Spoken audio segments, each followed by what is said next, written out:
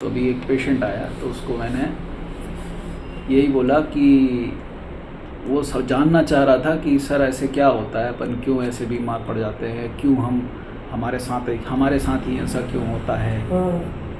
तो उसको सिचुएशन ये समझाई कि भाई होता क्या है कि आप लोग आयुर्वेद के प्रति थैंकफुल नहीं होते हो और उसकी दवाई कंसिस्टेंटली लेते नहीं हो, तो ये समस्या आती है। तो बोले सर वो कैसे।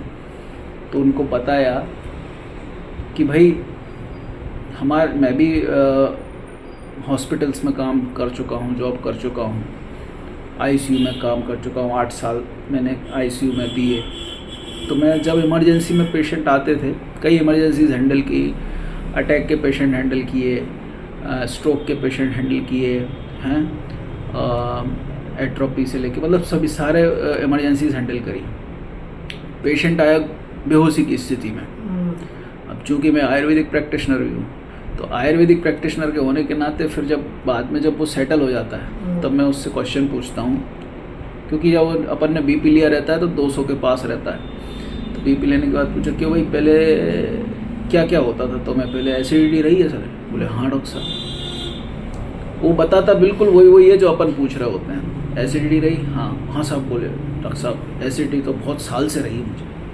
तो क्या करते थे, लोग DSR वाले कैप्सूल खाते थे। तो DSR वाले कैप्सूल खाते रहे, कितने साल खाए, बहुत साल खाए, 20-25 साल पहले से हमें एसिडिटी रही थी। उसके बाद बीपी आ गया था। बोले हाँ साहब बीपी आ गया था। फिर बीपी की गोली शुरू कर दी, हाँ। फिर बीपी गोली की पावर बढ़ गई, हाँ डॉक्टर साहब। तो फिर अभी अचानक से क्या हुआ। बोले कुछ नहीं डॉक्टर साहब, घर में शादी थी तो शादी में हम बिज़ी हो गए, तो 3 दिन हम बीपी गोली नहीं खा पाए। देखा तो बीपी 220, दिमाग की नस कट गई। आ गया आईसीयू। अब आईसीयू में आए तो स्वागत होगा, 10,000 रुपये पर डे का पलंग का सोने का चार्ज दो, ठीक है। MRI कराओगे, MRI 5-6 हज़ार की MRI।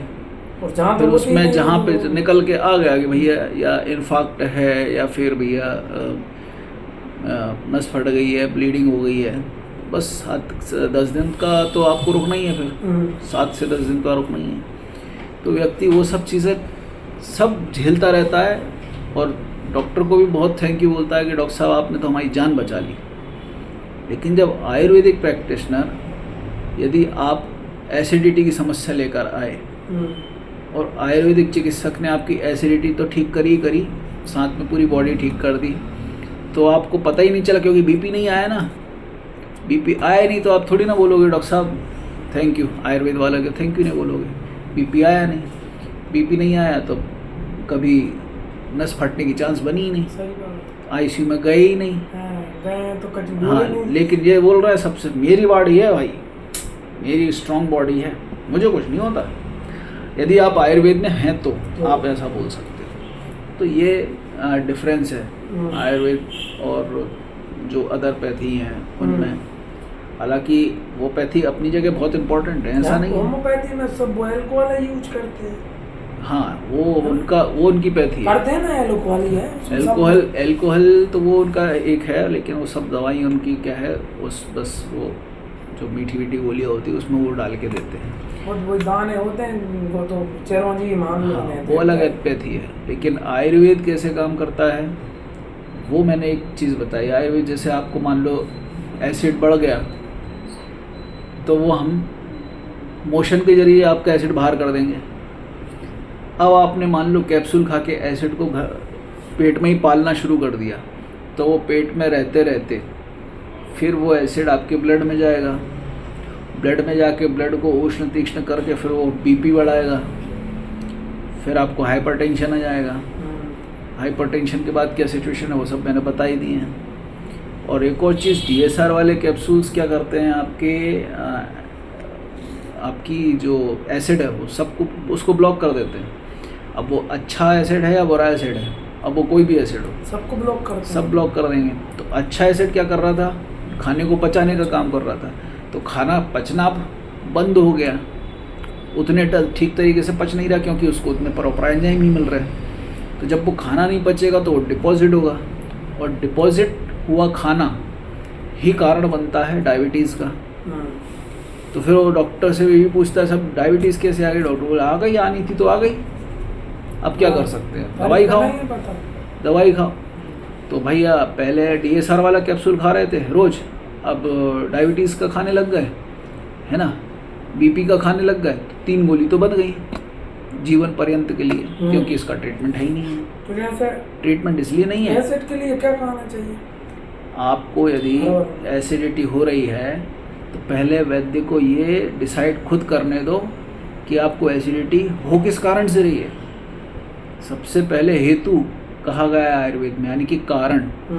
सबसे पहले आपका कारण पता होना चाहिए कि आपको एसिडिटी किस कारण से हो रही है। एसिडिटी के भी टाइप है, एसिडिटी आगे जाके रक्त पित्त में भी कन्वर्ट हो जाती है, ठीक है, ऊर्ध्व रक्त पित्त, अधो रक्त पित्त, ये सब आयुर्वेदिक टर्मिनोलॉजी है। मैं कोशिश करता हूँ कि लोगों को सिंपल से सिंपल लैंग्वेज में समझाना हो जाए, लेकिन आयुर्वेदिक टर्मिनोलॉजी मुझे लगता है भारत के, जो कि हम सनातन हैं, सनातनी हैं, और आयुर्वेद सनातन अथर्ववेद का उपवेद है, तो हम सनातनी होने के नाते, हमारी खुद की चिकित्सा पद्धति होने के नाते हमें ये जानने का पूरा बिल्कुल अधिकार भी है, और हमें ये जानना बहुत ज़रूरी है।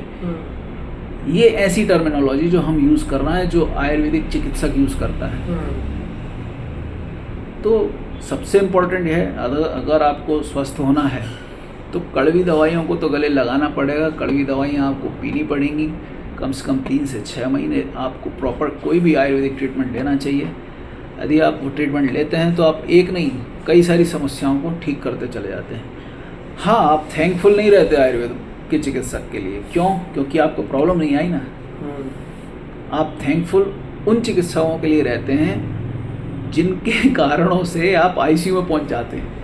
थैंक यू बोल के फिर वो कहते हैं अरे साष्टांग, बिल्कुल सर, आप ही हैं हमारे प्रभु, आपने हमारी जान बचा ली। लेकिन जान गई किसके कारण?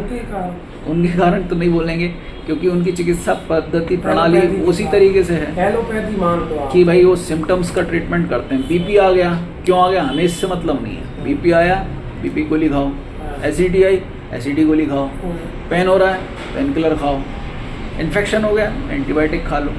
कौन सी एंटीबायोटिक? फिर वो उसके बहुत सारे प्रकार हैं। तो ये लक्षणों की चिकित्सा है। व्याधि की चिकित्सा ये है कि पहले ये पता करो कि आपको एसिडिटी क्यों आई, क्या खाने से आई, क्या नहीं खाना चाहिए।